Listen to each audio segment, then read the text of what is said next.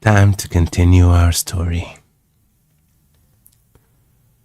The story of the secret garden. Chapter 16. I won't, said Mary.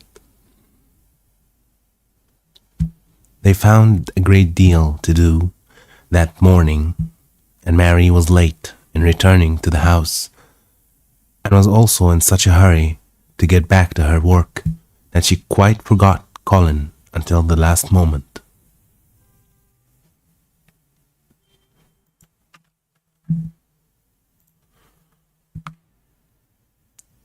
Tell Colin that I can't come and see him yet, she said to Martha. I'm very busy in the garden. Martha looked rather frightened. Eh, Miss Mary, she said. It may put him all out of humour when I tell him that. But Mary was not as afraid of him as other people were, and she was not a self-sacrificing person. I can't stay, she answered. Dickon's waiting for me, and she ran away. The afternoon was even lovelier and busier than the morning had been. Already nearly all the weeds were cleared out of the garden, and most of the roses and trees had been pruned or dug about. Dickon had brought a spade of his own, and he had taught Mary to use all her tools, so that by this time it was plain that though the lovely wild place was not likely to become a gardener's garden, it would be a wilderness of growing things before the springtime was over.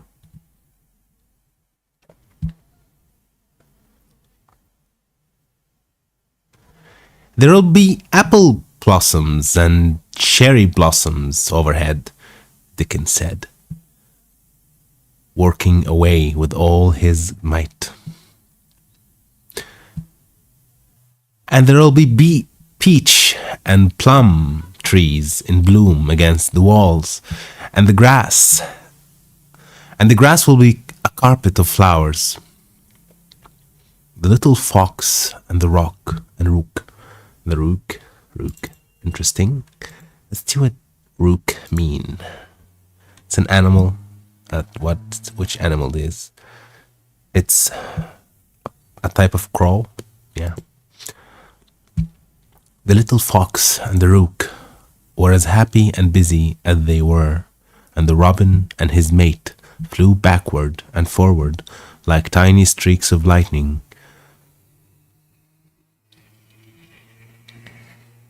Sometimes the rook flapped his black wings and soared away over the treetops in the park.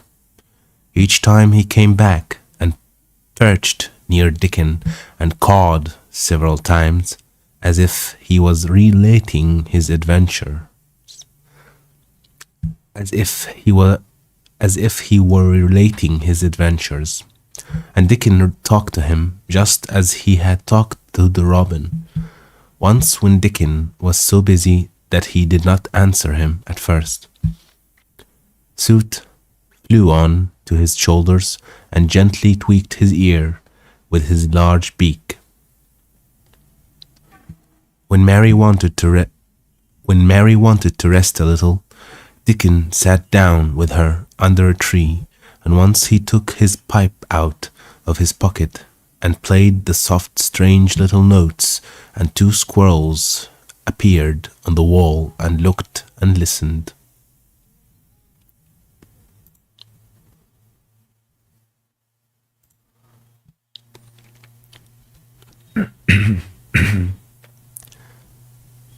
Thou's a good bit stronger than thou was.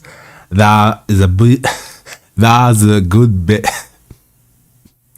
Thou "'S a good bit stronger than thou was," Dickon said, looking at her as she was digging. "Thou's beginning to look different for sure." Mary was glowing with exercise and good spirits. "I'm getting fatter and fatter every day," she said quite exultantly. "Mrs. Medlock will have to get me some bigger dresses. Martha says my hair is growing thicker. It isn't so flat and stringy." The sun was beginning to set and sending deep gold-colored rays slanting under the trees when they parted. "It'll be fine tomorrow," said Dickon. "I'll be at work by sunrise." "So will I," said Mary. She ran back to the house as quickly as her feet would carry her. She wanted to tell Colin about Dickon's fox. She wanted to tell Colin about Dickon's fox cub and the rook and about what the springtime had been doing. She felt sure he would like to hear, so it was not very pleasant when she opened the door of her room to see Martha standing waiting for her with a doleful face. Doleful face. Let's see.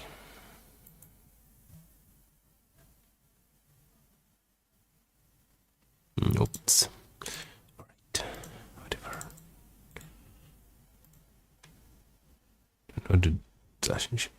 Oh. It means depressed face, gloomy face, right? "What is the matter?" she asked. "What did Colin say when you told him I couldn't come?" He said Martha. "I wish tha'd gone. He was nigh going into one of his tantrums. There has been a nice to do all afternoon to keep him quiet. He would watch the clock all the time." Mary's lips pinched themselves together. She was no more used to considering other people than Colin was, and she saw no reason why an ill-tempered boy should interfere with the thing. And she saw no reason why an ill-tempered boy should interfere with the thing she liked best. She knew nothing about the pitifulness of people who had been ill and nervous and who did not know that they could control their tempers and need not make other people ill and nervous too. When she had had a headache in India, she had done her best to see that everybody else also had a headache or something quite as bad, and she felt she was quite right. But, of course, now she felt that Colin was quite wrong.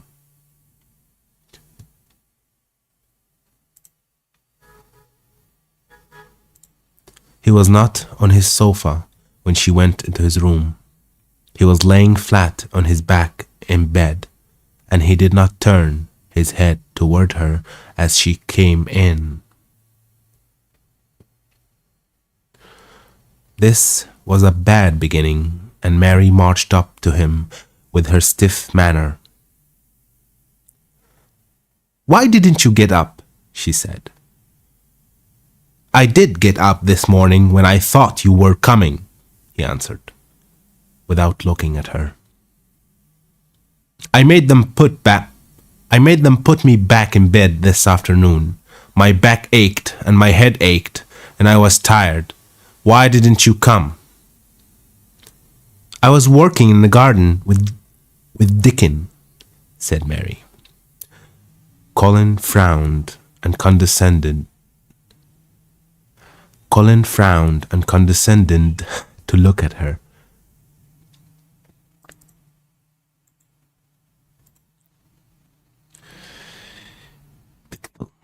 Yeah. I won't let that boy come here if you go and stay with him instead of coming to talk to me, he said. Mary flew into a fine passion. She could fly into a passion without making a noise. She just grew sour and obstinate.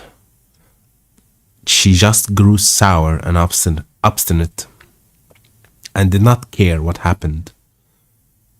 If you send Dickin away, I'll never come into this room again, she retorted. You will have to, if I want you, said Colin. I won't, said Mary.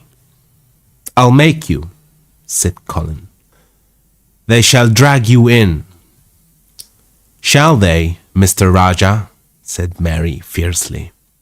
They may drag me in, but they can't make me talk when they get me here.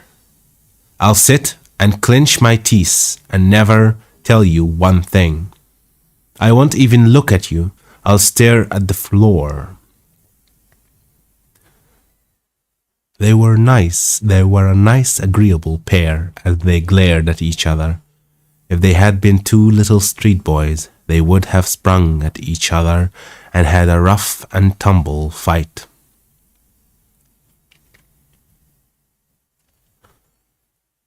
As it was, they did the next thing to it. You are a selfish thing, cried Colin. What are you? Said Mary. Selfish people always say that. Anyone is selfish who doesn't do what they want. You're more selfish than I am. You're the most selfish boy I've ever saw. I am not, snapped Colin. I'm not as selfish as your fine Dickin is. He keeps you playing in the dirt when he knows I am all by myself. He's selfish, if you like. Mary's eyes flashed fire. He's nicer than any other boy that ever lived, she said. He's like an angel. It might sound rather silly to say that, but she did not care. A nice angel, Colin sneered ferociously.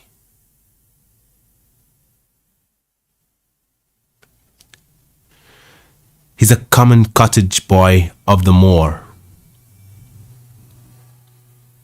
He's better than a common Raja, retorted Mary. He's 1,000 times better.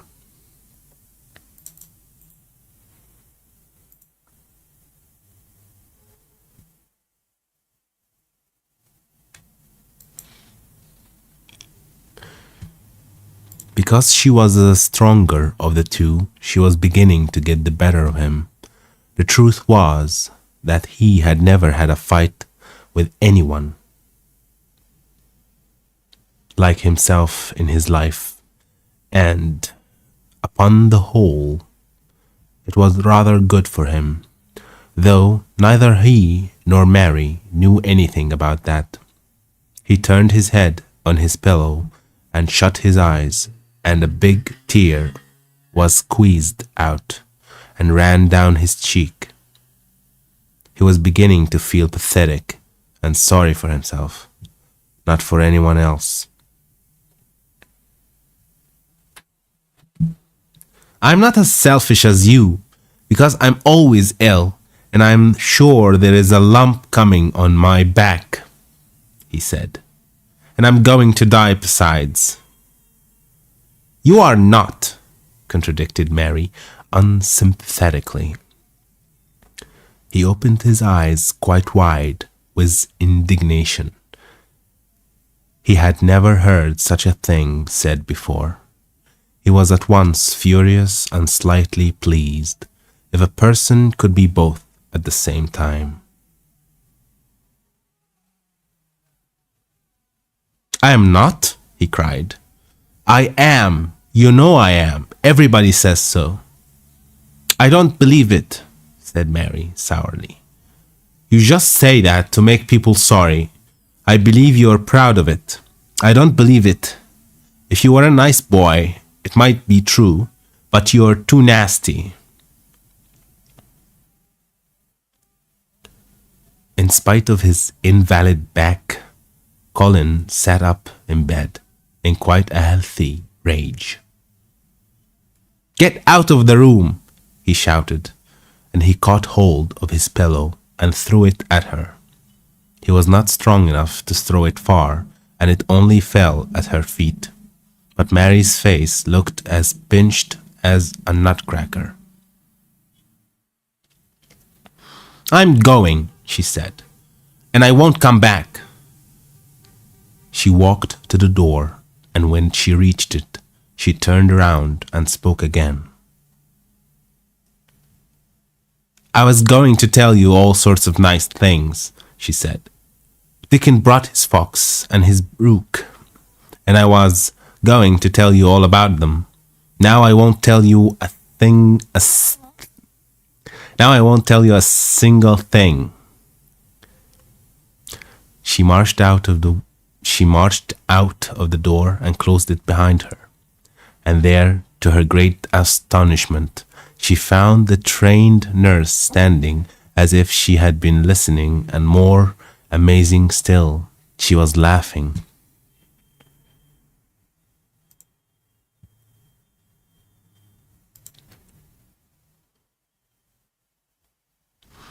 She was a big, handsome young woman who ought not to have been a trained nurse at all, as she could not bear invalids, and she was always making excuses to leave Colin to Martha or anyone else who would take her place. Mary had never liked her, and she simply stood and gazed up at her as she stood giggling into her handkerchief. "What are you laughing at?" she asked her. "At you two young ones," said the nurse. "It's the best thing that could happen to the sickly, pampered thing, to have someone to stand up to him that's as spoiled as himself." And she laughed into her handkerchief again. If he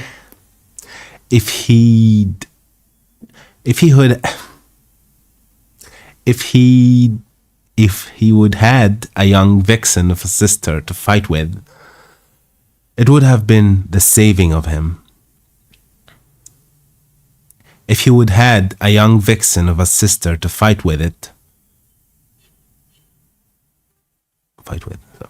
If he would had a young vixen of a sister to fight with, it would have been the saving of him.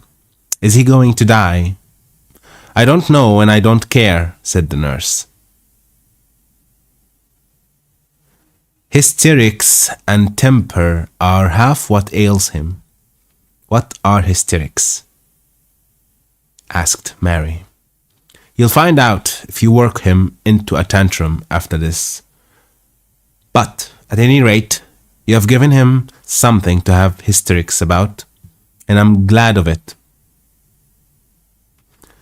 Mary went back to her room, not feeling at all as she had felt when she had come in from the garden.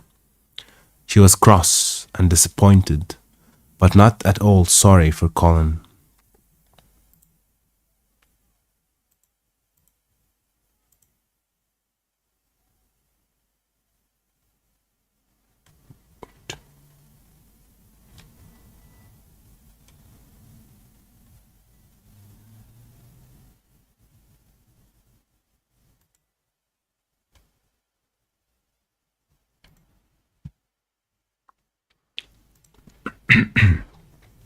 She had looked forward to telling him a great many things, and she had meant to try to make up her mind whether it would be safe to trust him with the great secret.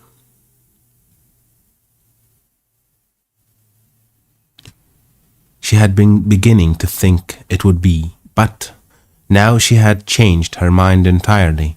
She would never tell him, and he could stay in his room and never get any fresh air, and die if he liked. It would serve him right.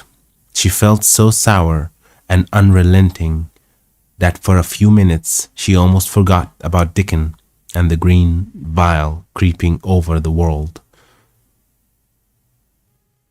and the soft wind blowing down from the moor.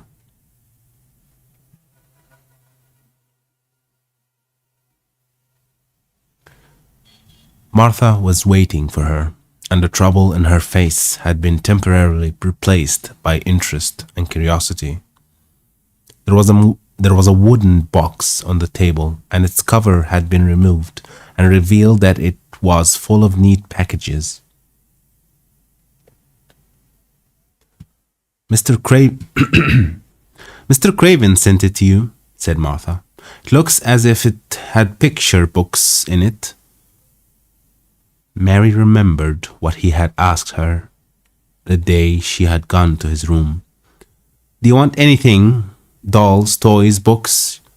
She opened the package, wondering if he had sent a doll, and also wondering what she should do with it, if he had. But he had not sent one. There were several beautiful books, such as Colin had, and two of them were about gardens and were full of pictures. There were 2 or 3 games, and 3 was a beautiful little writing case. There were 2 or 3 games, and there was a beautiful little writing case with a gold monogram on it, and a gold pen and inkstand.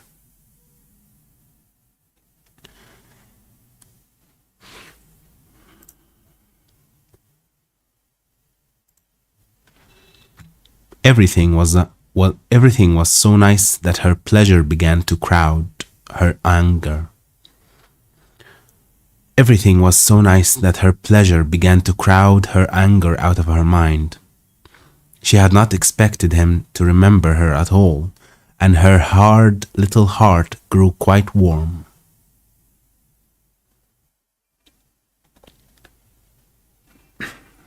I can write better than I can print, she said, and the first thing I shall write with that pen will be a letter to tell him I am much obliged. I am much obliged. If she had been friends with Colin, she would have run. If she had been friends with Colin, she would have run to show him her presents at once, and they would have looked at the pictures and read some of the gardening books, and perhaps tried playing the games, and he would have enjoyed himself so much he would never once have thought he was going to die, or have put his hand on his spine to see if there was a lump coming.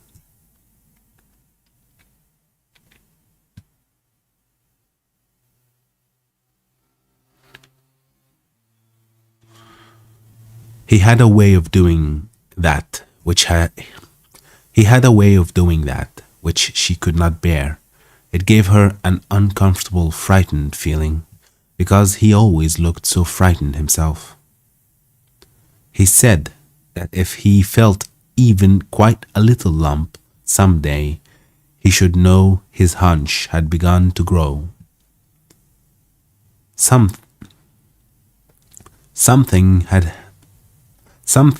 he had heard Mrs. Medlock whispering to the nurse had given him the idea, and he had thought over it in secret until it was quite firmly fixed in his mind. Mrs. Medlock had said his father's back had begun to show its crookedness in that way when he was a child. He had never told anyone but Mary that most of his tantrums, as they called them, grew out of his hysterical, hidden fear. Mary had been sorry for him when he had told her. He always began to think about it when he was cross or tired, she said to herself. And he has been cross today. Perhaps he has been thinking about it all afternoon. She stood still, looking down at the carpet and thinking. I said I would never go back again. She hesitated, knitting her brows. But perhaps, just perhaps, I will go and see if he wants me in the morning. Perhaps he'll try to throw his pillow at me again, but I think I'll go.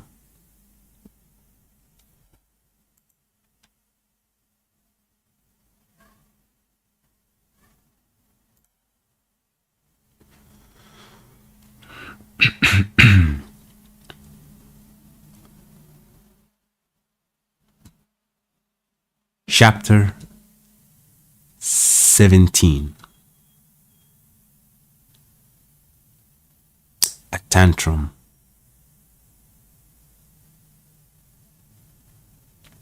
She had got up very early in the morning and had worked hard in the garden, and she was tired and sleepy.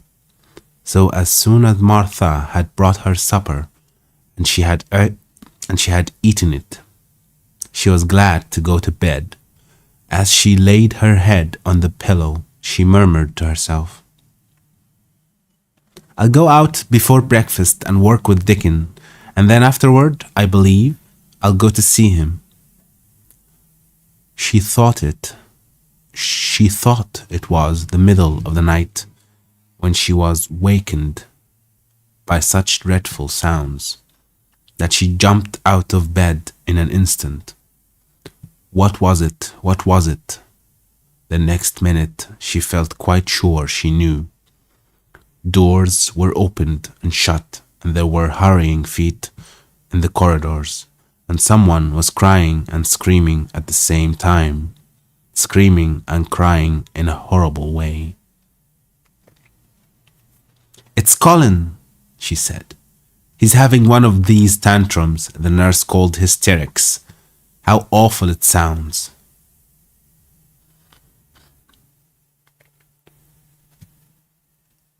As she listened to the sobbing screams, she did not wonder that people were so frightened that they gave him his own way in everything rather than hear them.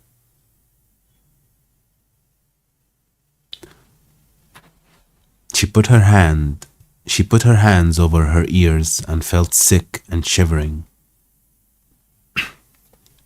"I don't know what to do. I don't know what to do," she kept saying. "I can't bear it. I can't bear it." Once she wondered if he would stop, if she dared to go. Once she wondered if he would stop, if she dared go to him, and then she remembered how he had driven her out of the room, and thought that perhaps the sight of her might make him worse. Even when she pressed her hands more tightly over her ears, she could not keep the awful sounds out.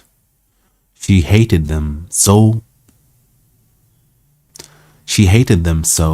and was so terrified by them that suddenly they began to make her angry, and she felt as if she should like to fly into a tantrum herself and frighten him as he was frightening her, and frighten him as he was frightening her. She was not used to anyone's tempers but her own.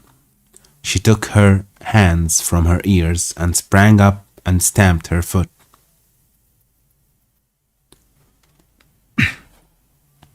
"He ought to be stopped. Somebody ought to make him stop. Somebody ought to beat him," she cried out. Just then she heard feet almost running down the corridor, and her door opened, and the nurse came in. She was not laughing now by any means. She even looked rather pale.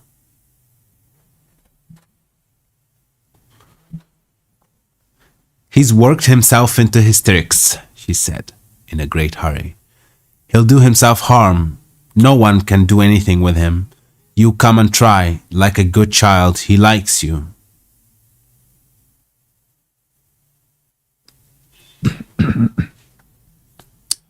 He turned me out of the room this morning, said Mary, stamping her foot with excitement. The stamp rather pleased the nurse. The truth was that she had been afraid she might find Mary crying and hiding her head under the bedclothes. That's right, she said. You're in the right humor. You go and scold him. Give him something new to think of. Do go, child, as quick as ever you can.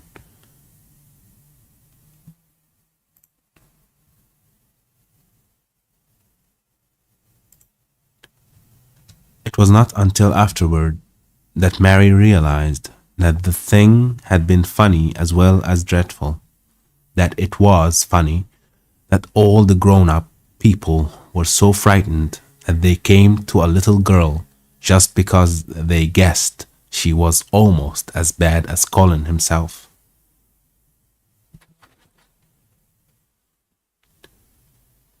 She flew along the corridor, and the nearer she got to the screams, the higher her temper mounted. She felt quite wicked by the time she reached the door. She slapped it open with her hand and ran across the room to the four-posted bed. You stop! She almost shouted. You stop! I hate you! Everybody hates you! I wish everybody would run out of the house and let you scream yourself to death. You will scream yourself to death in a minute, and I wish you would. A nice, sympathetic child could neither have thought nor said such things, but it just happened that the shock of hearing them was the best possible thing for this hysterical boy whom no one had ever dared to restrain or contradict. Sympathetic. A nice, sympathetic child could neither have thought nor said such things, but it just happened that the shock of hearing them was the best possible thing for this hysterical boy whom no one had ever dared to restrain or contradict. He had been lying on his face, beating his pillow with his hands, and he actually almost jumped around. He turned so quickly at the sound of the furious little voice. His face looked dreadful, white and red and swollen, and he was gasping and choking, but savage little Mary did not care an atom.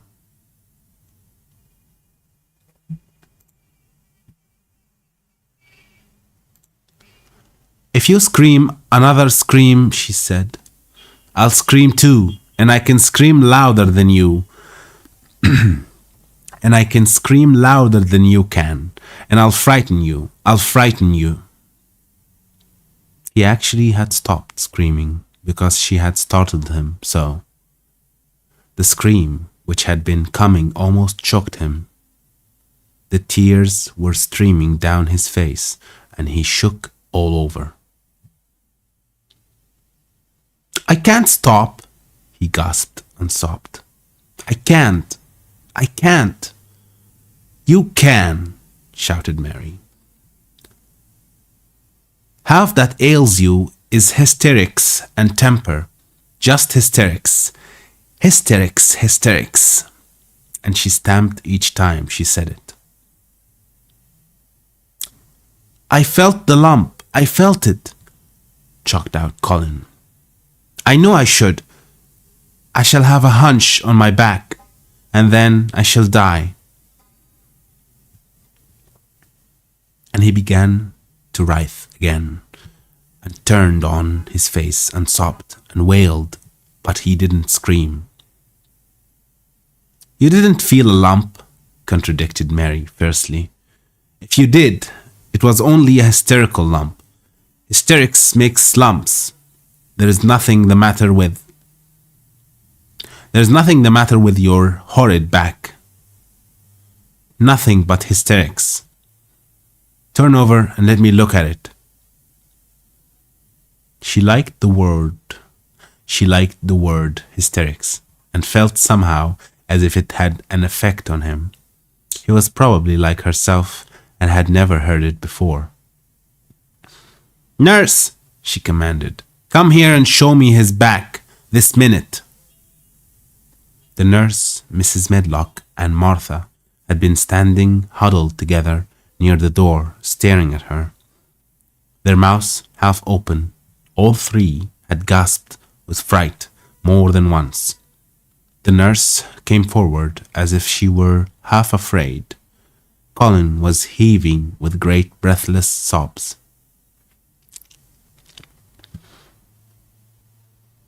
Perhaps he won't let me, she hesitated in a low voice. Colin heard her, however, and he gasped out between two sobs. Show her. She'll see then. It was a poor, thin back to look at when it was bared. Every rib could be counted, and every joint of the spine. Though Mistress Mary did not count them as she bent over and examined them with a solemn, savage little face. She looked so sour and old-fashioned that the nurse turned her head aside to hide the twitching of her mouth.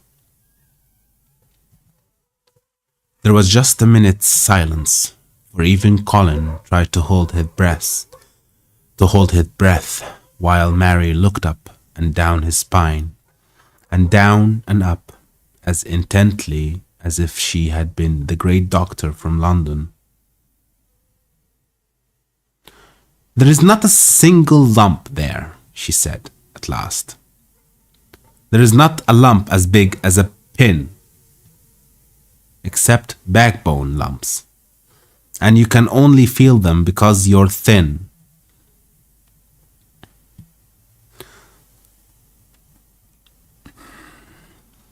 I've got backbone lumps myself, and they used to stick out as much as yours do until I began to get fatter, and I am not fat enough yet to hide them.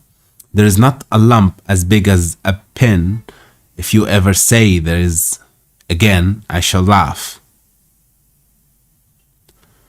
No one but Colin himself knew what effect these crossly spoken childish words had on him.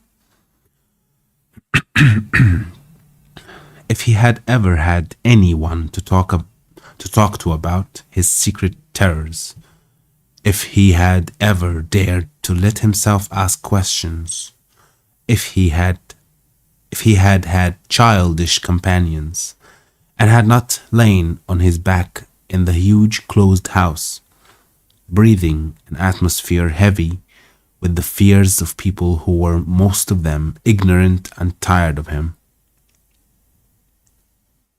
he would have found out that most of his fright and illness was created by himself.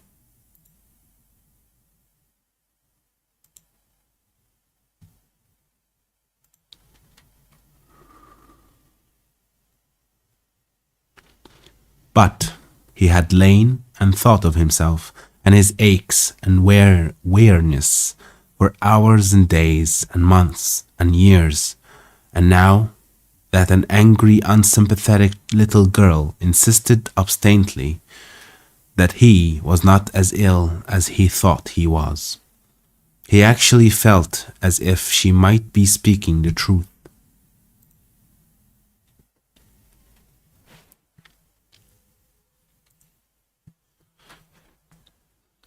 I didn't know, ventured the nurse, that he thought he had a lump on his spine.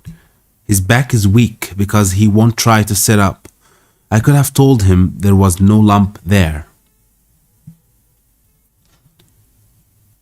Colin gulped and turned his face a little to look at her.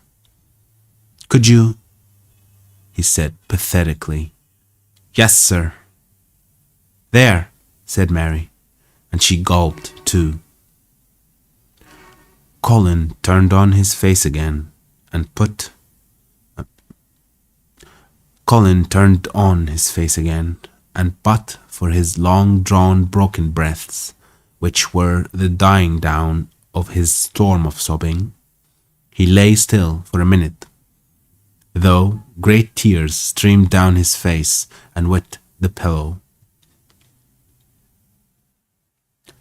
Actually, the tears meant that a curious great relief had come to him. Presently, he turned and looked at the nurse again, and strangely enough, he was not like a Raja at all as he spoke to her. "Do you think I could live to grow up?" he said. The nurse was neither clever nor soft-hearted, but she could repeat some of the London doctor's words. "You probably will, if you will do what you are told to do, and not give way to your temper, and stay out a great deal in the fresh air." Colin's tantrum had passed, and he was weak and worn out with crying, and this perhaps made him feel gentle. He put out his hand a little towards Mary, and I am glad to see that, her own tantrum having passed, she was softened too, and met him halfway with her hand, so that it was a sort of making up. I'll go out with you, Mary," he said.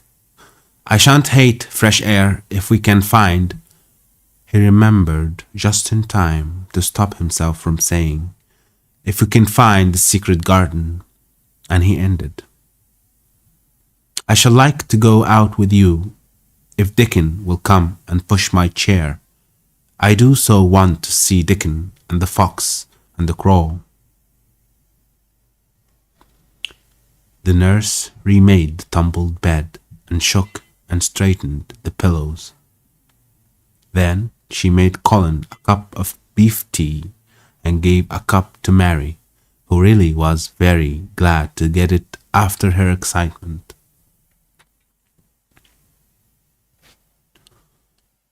Mrs. Medlock and Martha gladly slipped away, and after everything was neat and calm and in order, the nurse looked as if she would very gladly slip away also.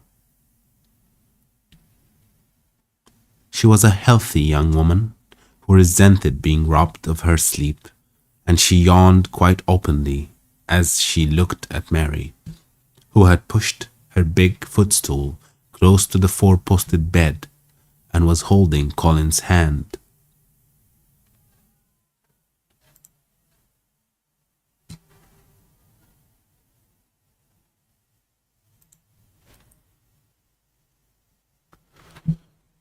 "You must go back and get your sleep out," he said. "He'll drop off after a while, if he's not too upset. Then I'll lie down myself in the next room. Would you like me to sing you that song I learned from my ayah?" Mary whispered to Colin. His hand pulled hers gently, and he turned his tired eyes on her appealingly. "Oh, yes," he answered. "It's such a soft song. I shall go to sleep in a minute." "I will put him to sleep," Mary said to the yawning nurse. "You can go if you like." "Well," said the nurse, with an attempt at reluctance, "if he doesn't go to sleep in half an hour, you must call me." "Very well," answered Mary. The nurse was out of the room in a minute, and as soon as she was gone, Colin pulled Mary's hand again. "I almost told," he said, "but I stopped myself in time. I won't talk and I'll go to sleep, but you said you had a whole lot of nice things to tell me. Do you? think you have found out anything at all about the way into the secret garden.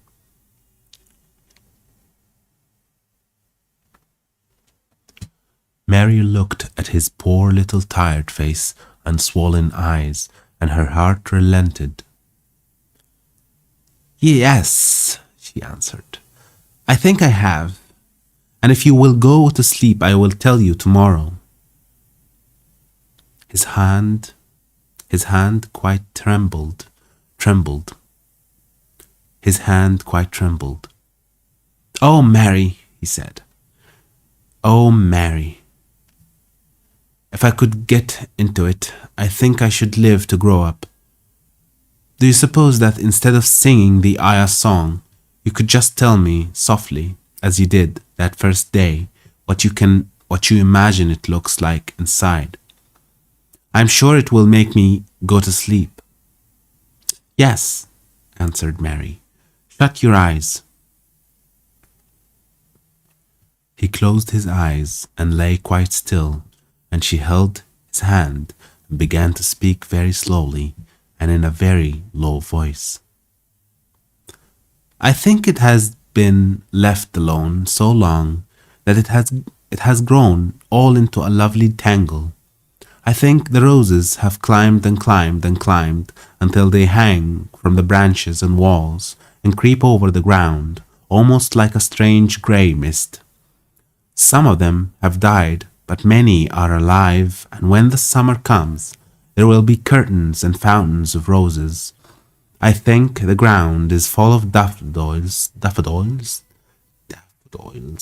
and snowdrops and lilies and iris working their way out of the dark. Now the spring has begun, perhaps. The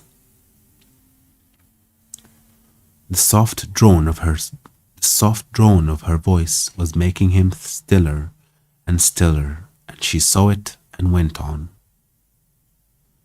Perhaps they are coming up through the grass, perhaps.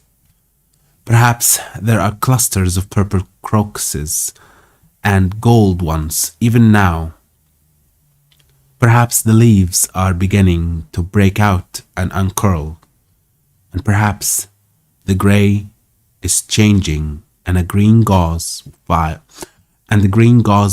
is creeping over everything. And the birds are coming to look at it because it is so safe and still. Perhaps, very softly and slowly indeed, the robin has found a mate and is building a nest. And Colin was asleep.